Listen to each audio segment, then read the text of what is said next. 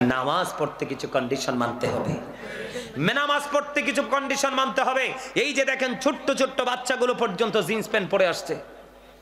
আপনারা কি জানেন, আদৌ কি খবর নিছেন এই যে জিন্স প্যান্টটা আসলে আপনার আমার পরা উচিত কিনা? আচ্ছা বলেন, এই জিন্স প্যান্ট অনেকেরটা আবার দুই একজনেরটা উপরে থাকতে পারে, কিন্তু ম্যাক্সিমাম লোকের 3 থেকে 4 আঙ্গুল নিচে থাকে নাভির জিন্স প্যান্ট পরার পরে। কথা বলেন না কেন? বলে হুজুর হুট করে এখানে কেন আসলেন? আল্লাহ বলেছেন লিবাসুত তাকওয়া যালিকা খায়র। এখনকার মানুষ নামাজ পড়ার পরে নামাজ হচ্ছে না, দোয়া করার পরেও কবুল হচ্ছে না। তার কারণ হলো তার যে পবিত্রতার যে কথা বলা হয়েছে, পোশাকের যে কন্ডিশন দেওয়া হয়েছে, এগুলো একটারও তো করছে না আল্লাহর কাছে। এই শুধু নারীর পর্দা নয়, পোশাকেরও পর্দা, পুরুষেরও পর্দা আছে। নারীর পর্দা হলো মাথা থেকে পা পর্যন্ত রেখে রাখতে হবে, আর পুরুষের পর্দা হলো এই দিক দিয়ে নাভি বরাবর, অথবা নাভির উপরে রাখতে হবে নিচে দিয়ে, উপর দিয়ে, আর নিচে দিয়ে রাখতে হবে টাকনোর উপরে।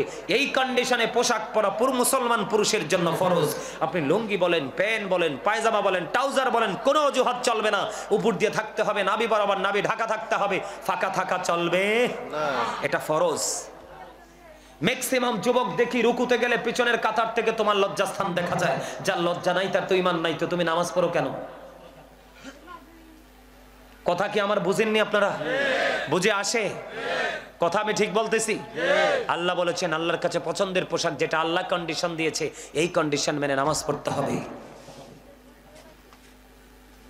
বন্ধুরে আমার, যখন আপনি নামাজে দাঁড়িয়ে যাবেন, নামাজে যখন দাঁড়িয়ে যাবেন, মনে করবেন আপনার সামনেই যেন খানায় কাবা। আপনি যখন নামাজে দাঁড়াবেন, আপনি মনে করবেন আপনার সামনেই যেন বন্ধু বাইতুল্লাহ। আপনি যখন নামাজে দাঁড়াবেন, আপনি মনে করবেন আপনার পিছনেই আজরাইল দাঁড়িয়ে আছে। আজকের এই নামাজ আপনার জীবনের শেষ নামাজ। এইরকম চিন্তা করতে হবে। আমার কথা কি বুঝতেছেন?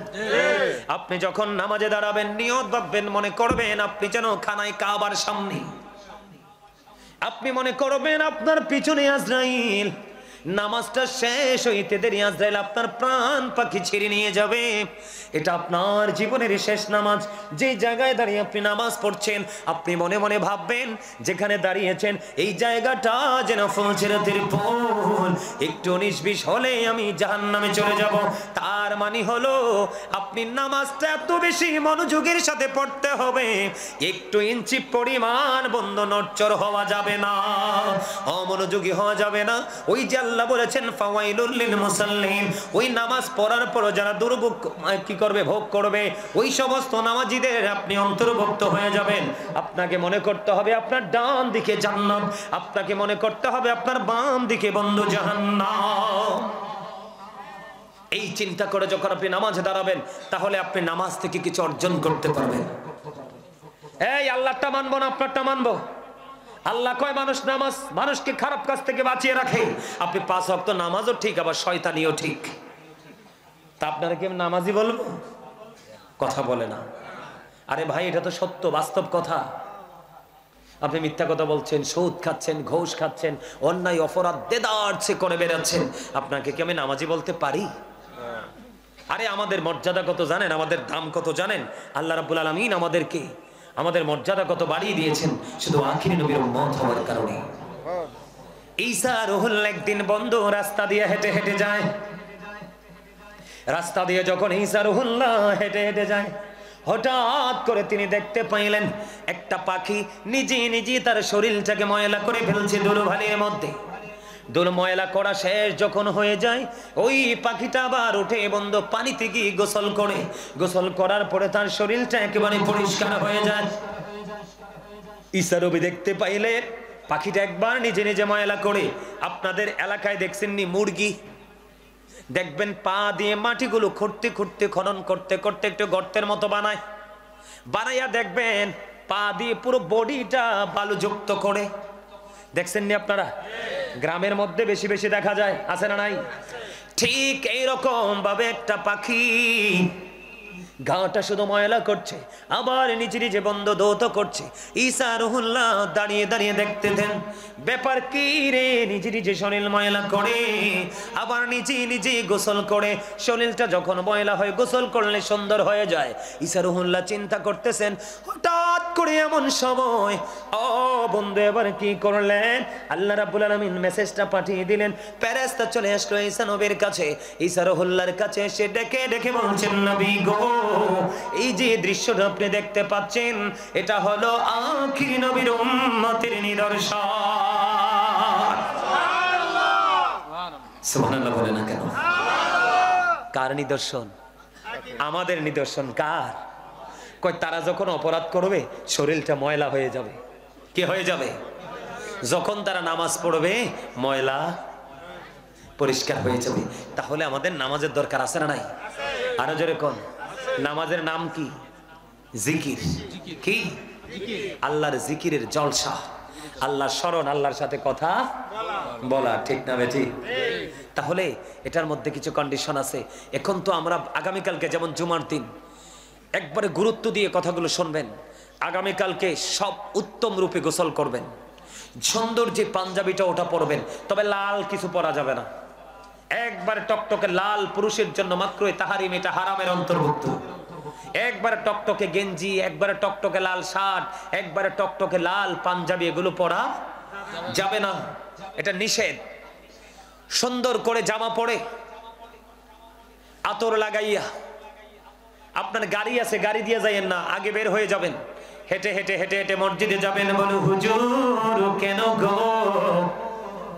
আপনি প্রথম কাতারে গিয়ে বসে যাবেন।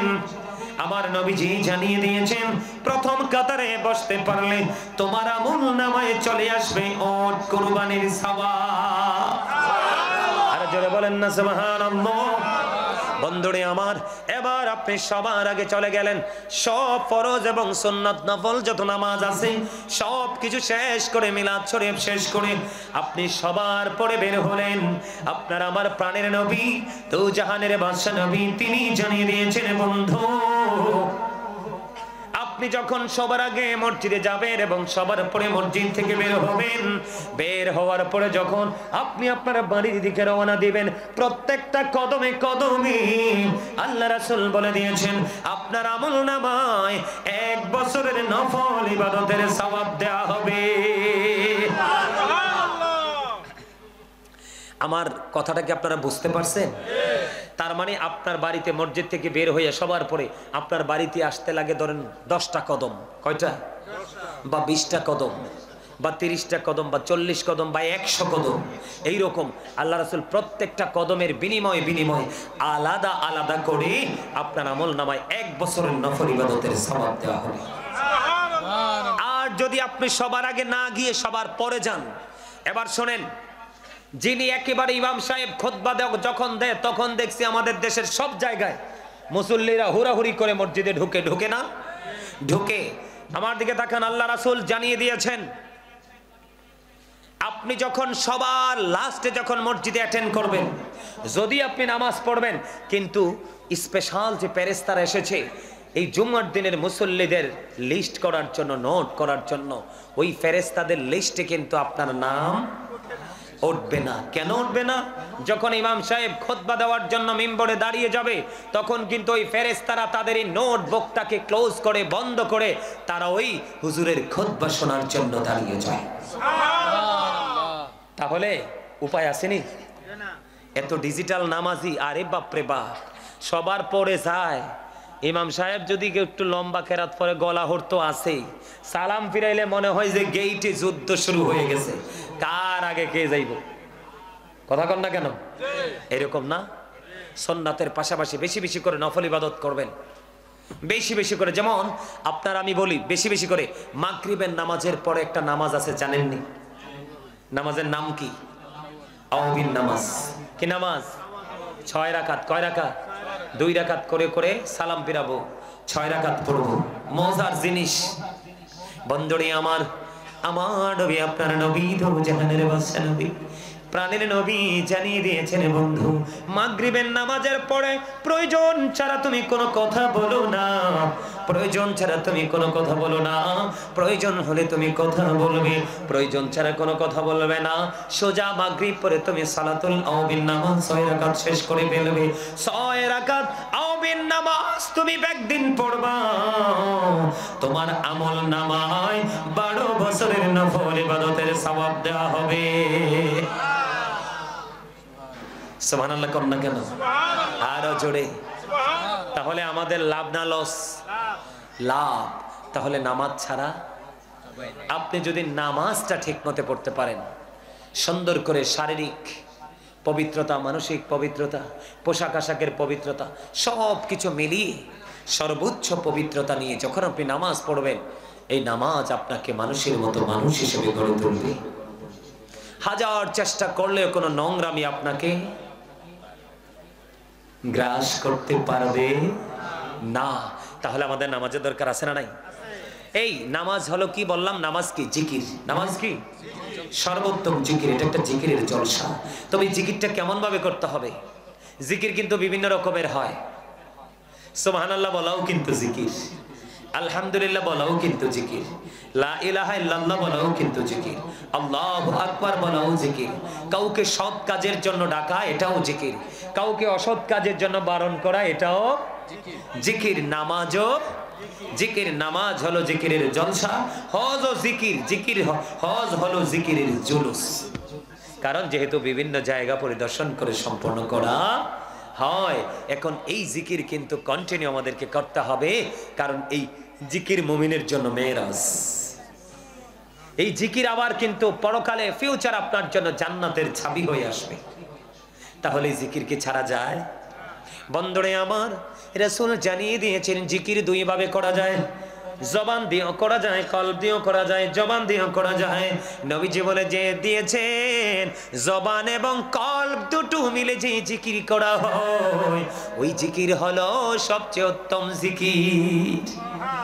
জিকিরে মানুষের মনের গড়ের ময়লা দূর করে। কি করে? জিকির মানুষের মনের গড়ের ময়লা দূর করে। বন্ধু, আজকে যারা আল্লাহর ওলি হয়েছেন, তারা জিকির করে করে আল্লাহর ওলি হয়েছেন। তারা আল্লাহর অধিক বেশি জিকির করতে করতে, নবীর সাথে প্রেমের ডুরি লাগাইতে লাগাইতে আল্লাহর এত বেশি কাছে চলে গেছে রে। আমার দিকে তাকানো বন্ধ।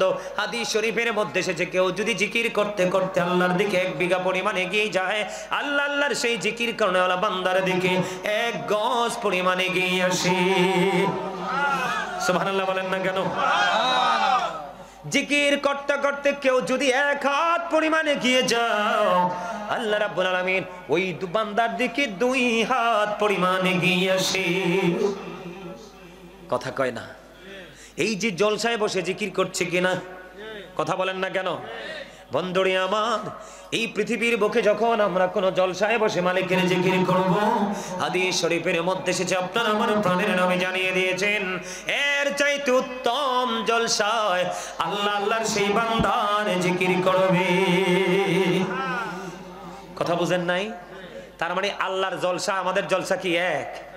আল্লাহ আমাদের জলসার মধ্যে পাপী আছে, নেকি আছে, নামাজি আছে, বেনামাজি আছে, সিটার আছে, বাটপার আছে, কত জাত আছে না, ভালো মন্দ মিলাইয়া আছে না? আর আল্লাহর জলসা কি কিছু আছে? সব তো রহমত, সব নিয়ামত। জোরে জোরে কন্যা সুবহান। আরে আরো জোরে বলেন না সুবহানাল্লাহ। বন্ধুরে আমার, আপনারা আজকে জিকিরের জলসায় হেঁটে হেঁটে আসছেন কিনা? আল্লাহর হাবিব জানিয়ে দিয়েছে, জিকির করতে করতে কেউ যদি আল্লাহর দিকে যারা এগিয়ে যায় হেঁটে হেঁটে, আল্লাহ রাব্বুল আলামিন ওই বান্দার দিকে দৌড়ে চলে আসে। সুবহানাল্লাহ বলেন না? সুবহানাল্লাহ ওয়ালহামদুলিল্লাহ লা ইলাহা ইল্লাল্লাহ। সুবহানাল্লাহ ওয়ালহামদুলিল্লাহ লা ইলাহা ইল্লাল্লাহ।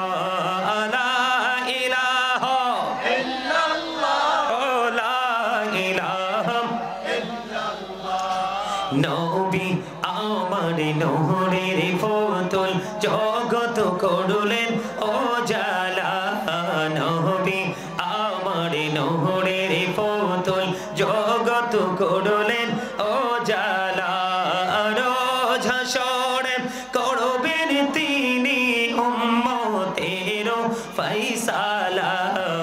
সুবহানাল্লাহ আলহামদুলিল্লাহ লা ইলাহা ইল্লাল্লাহ সুবহানাল্লাহ আলহামদুলিল্লাহ লা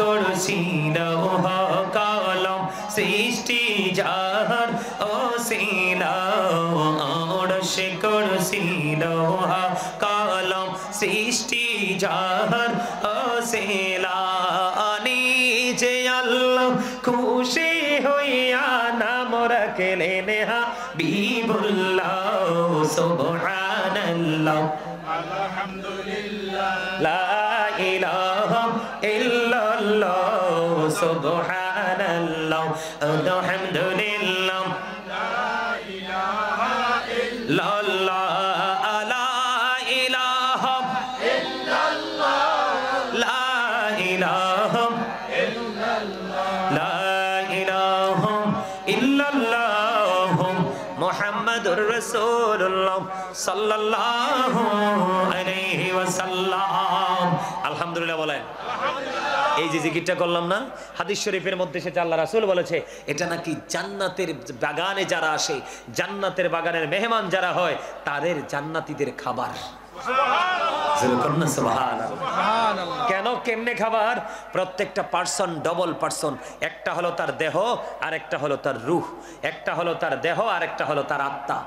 দেহের খাবার কিন্তু পৃথিবীর যেই কোনো জায়গায় গেলে পাওয়া যায়, কিন্তু রুহের খাবার যেই কোনো জায়গায় পাওয়া যায় না, রুহানি বাজারে গেলে পাওয়া যায়।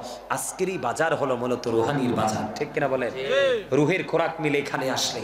কিসের খোরাক? জোরে বলেন। এই আল্লাহ রাসূল বলেছেন প্রত্যেকটা মেশিনকে ক্লিয়ার করার একটা কি আছে? যন্ত্র আছে। ঠিক মানুষের মনের ঘরের ময়লা দূর করার যন্ত্র হলো জিকির। আপনি যত বেশি জিকির করবেন আপনার মনের ময়লা তত বেশি দূর হয়ে যাবে। ইয়া আইয়ুহাল্লাযীনা আমানু যিকুরুল্লাহা যিকরান কাসীরা ওয়াসাব্বিহুহু বুকরাতাও ওয়াসীলা। আল্লাহ রাব্বুল আলামিন বলেছেন ঈমানদারদেরকে বেশি বেশি করে জিকির করো, সকাল টু সন্ধ্যা আল্লাহর পবিত্রতা ঘোষণা করো। জিকির করার কোনো কন্ডিশন নেই। ফাযকুরুল্লাহা কিয়ামান, দাঁড়িয়ে দাঁড়িয়ে জিকির করো। ওয়া কুউদান, বসে বসে জিকির করো। ওয়া আলা যুনুবিকুম, শুয়ে শুয়ে জিকির করো। তারপরেও জিকির বন্ধ করা যাবে? জিকির কন্টিনিউ চালাইয়া যাইতে হবে। একলা হোক আর 5 জনে মিলে হোক, 10 জনে মিলে হোক, মসজিদে হোক, মাহফিলে হোক, ঘরে হোক, যেখানেই হোক, জিকির কিন্তু বন্ধ করা যাবে। কারণ জিকির হলো হার্টের ঔষধ। জিকির কিসের ওষুধ? হার্টের ওষুধ। সম্মানিত উপস্থিতি, আল্লাহ রাব্বুল আলামিন নিজেই বলেছেন ফাযকুরুনি আযকুরুকুম। আল্লাহ বলেছেন remember me then I will remember you. তোমরা আমাকে স্মরণ করো, আমি তোমাদেরকে স্মরণ করব। জিকির হলো আরবি শব্দ, বাংলাতে বলা হয় স্মরণ, ইংলিশে এটাকে বলা হয় রিমেম্বার। তার মানে আমরা আল্লাহর স্মরণে সব সময় অল টাইম নিয়োজিত থাকবো, তাই না? আরো জোরে বলেন। আল্লাহর ওলি যারা হয়েছেন পৃথিবীর বুকে, আজকে শুধু আপনার বদিউজ্জামান সাহেব নয়, উনি ছাড়া আপনারা ওনার স্মরণে আজকে 87তম আজকে নুরানি জলসা সাজিয়েছেন। এইরকম বাংলাদেশের আনাচে কানাচে পৃথিবীর অলিগলিতে এমন আল্লাহর ওলি অনেক রয়েছে। এই মেয়ে আমার দিকে তাকান, ছোট্ট একটা হাদিস শরীফ শোনাই। হযরত জুরিজ আল্লাহর একজন প্রিয় ছিলেন। তিনি মানুষের মাঝে মানুষের মাঝে দলবদ্ধ হয়ে তিনি আমল করতে মজা পেতেন না। তিনি আমল করতেন অনেক লোকালয় থেকে অনেক দূরে। তিনি মাটির একটা হুজরা বানিয়ে ওই হুজরার মধ্যে তিনি একাগ্রচিত্তে আল্লাহর গোলামি করতেন, জিকির করতেন। জোরে কন্যা সুবহানাল্লাহ। আল্লাহর ওলিরা এখনকার আমাদের মতো ডিজিটাল ইমাম সাহেবদের পিছনে নামাজ পড়ে না। তারা কি করে না? তারা একা একা পড়ে। কারণ আমরা তো ডিজিটাল নামাজ পড়ে ঠুস করে কপালে লাগাই আবার উঠি সোজা হই, এটা কোনো টাইম টেবিল নাই। কিন্তু ওনারা যখন সেজদা দেয়, ওনারা যখন রুকু দেয়, ওনারা যখন কোরআন তেলাওয়াত করে, বর্তমান ডিজিটালিস্ট যারা আছে তাদের সাথে কম্পেয়ার করলে দেখা যায় তাদেরটা আমাদের আকাশ পাতাল পার্থক্য। এই জন্যই তারা আল্লাহর ওলি হয়ে যায় আর আমরা আল্লাহর ওলি হতে পারি না। না, বুঝে নিতে হবে তারা কেমন করে হলো। আমাদের তো এখনই অবজারভেশন নাই, আমাদের তো সেই গবেষণা নেই, সেই চিন্তা নাই, ঠিক কিনা বলেন? সম্মানিত উপস্থিতি, আমি আর জিকির নিয়ে কথা বলবো না, এবার ছোট্ট করে একটু কথা বলবো পর্দা নিয়ে। নারী এবং পুরুষ, পুরুষেরটা মোটামুটি একটু বলছি না? পুরুষের ফরজ পোশাক কি? লুঙ্গি হোক, পেন হোক, পায়জামা হোক, ট্রাউজার হোক, যেটাই হোক, উপর দিয়ে থাকবে নাভি বরাবর, আর নিচে দিয়ে থাকবে টাকনুর উপরে, টাকনুর। এখন আমরা তো এত হতবাগা, উপর দিয়েও নাবির নিচে, নিচে দিয়ে তো একবারে টাকনু না, শুধু মুরান নিচে। কথা কন না কেন? আল্লাহর অর্ডার কি মানছি? এই পোশাকের জন্য জাহান্নামে যেতে হবে। এই পোশাকের জন্য কি করতে হবে? কারণ আমরা ইচ্ছে করে ফরজ তরক করেছি, অহংকার করেছি। বর্তমানে সুখ্যাতির পোশাক আমরা মনে করে এটাকে পড়ছি, নাইলে ফ্রেন্ড সার্কেলের সাথে ইজ্জত থাকবে না, গেলে বলবে তুই গাই আইছে। এই পৃথিবীতে যারা সুখ্যাতির পোশাক পরবে কিন্তু শরীয়ত সম্মত নয়, কাল কিয়ামতের দিন তাদেরকে অপমানের পোশাক পরানো হবে। কি করানো হবে?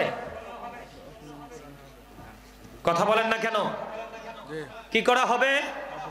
অপমানের পোশাক পরানো হবে। এই জন্য পুরুষরা লাল কাপড় পরা যাবে না, নির্দিষ্ট সীমারেখার বাইরে পোশাক পরা।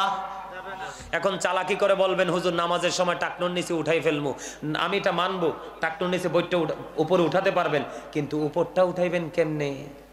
টানলেও এটা উঠতো না, কারণ এটা জন্ম হয়েছে ছোট্ট হইয়া। কি হইয়া? মিশা কথা কইছি রে, হ্যাঁ? এটা কি উড়ে? আরে কি বেশরম রে! আরে চোখ দেখলে, আমাদের চোখ বেড়া ভাঙ্গিয়া ইয়ে দেখলে, তোদের পোশাক পরা দেখলে, সামনে দিয়ে দেখায় রস, পিছন দিয়ে দেখায় রস। আল্লাহ কয় আমি আমার বান্দারে সুন্দর করে ইচ্ছে মতো করে বানাইছি, আর তাদেরকে আরো সুন্দর রাখার জন্য তাদেরকে পোশাক দিয়েছি,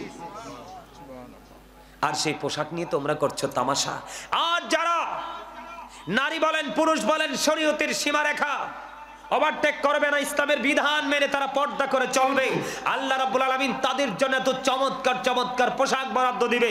আল্লাহ বলবে এখান থেকে যেটা পছন্দের সেটাই গ্রহণ করো। সুবহানাল্লাহ বলেন না কেন? আমি আমার মা বোনদেরকে বলছি, আল্লাহ রাসূল বলেছেন একটা পুরুষ যদি অন্ধ হয়, কি হয়? একটা পুরুষ যদি অন্ধ হয়, সে চোখে দেখে না, আপনি তো চোখে দেখেন, অন্ধ পুরুষের দিকে পর্যন্ত দৃষ্টি দেওয়া যাবে না। কি করা যাবে না? অন্ধ পুরুষের দিকে পর্যন্ত তাকানো। আল্লাহ রাসূলকে প্রশ্ন করা হলো, ইয়া রাসূলুল্লাহ দেবর সম্পর্কে, আমার নবীজিকে দেবর সম্পর্কে প্রশ্ন করার পরে, দেবর সম্পর্কে প্রশ্ন করার পরে আমার রাসূল বলেছেন দেবরের সাথে দেখা করার চাইতে একটা নারীর মৃত্যু অনেক বেটার। নাউজুবিল্লাহ বলতেন না? এখনকার বউরার তো সবচেয়ে বেশি সখ্যতা ননদের জামাইয়ের সাথে আর দেওরের সাথে। কথা কয় না।